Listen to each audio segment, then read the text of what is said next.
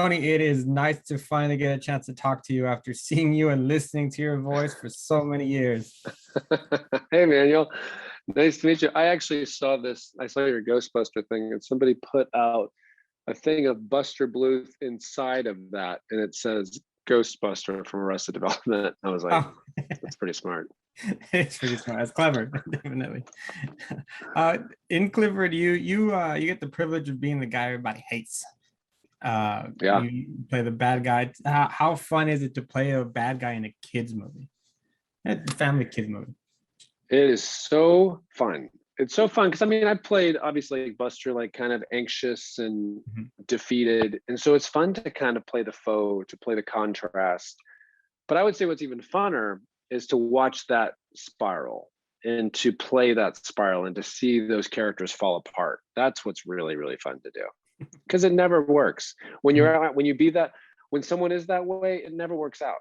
The end is never, it's never a good thing. So to watch that kind of fall apart, that's fun. Is it challenging to as an actor to play more of a campier villain or to be have a little bit more of a serious and more methodical almost path? I would say both. I would say both of those because when you're kind of playing the broad kind of campy, it's almost like children's theater where you can kind of go all out. But then the other one, you know, you can kind of play with the layers of kind of the trauma involved. And so, but I would even say even in the campy things, you have to have layers and you have to have some truth to it or people aren't going to connect to it. Then you feel like just kind of be playing a cardboard cutout of something, you know? Right. Something that caught me by surprise. I wanted to ask you when you signed on for Clifford, were you surprised to see the names attached to the film?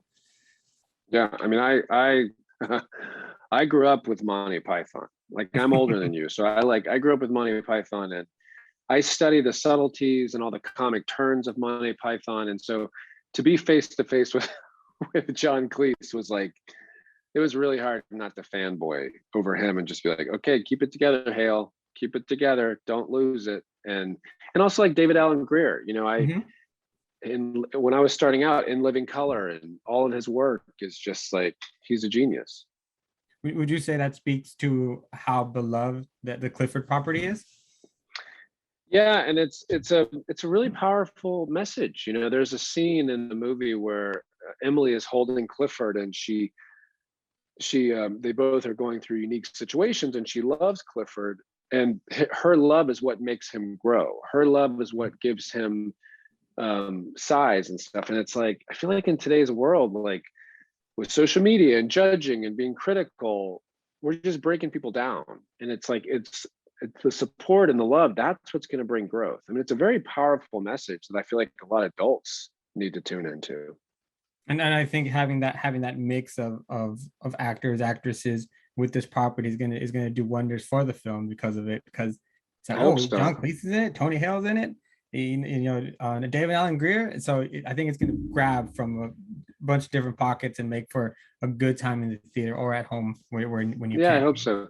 And also the special effects. I mean, what they did with this dog is there's this last scene where he's running through the traffic and it's like mind blowing what these people can do. Like they're just so talented. Absolutely, you guys all came together to make a wonderful film. Tony, thank you for your time. It's nice to virtually Thanks, meet you. Emmanuel. I know. Yeah, Nice to virtually meet you, hopefully in person one day. yeah, I hope so. Take care.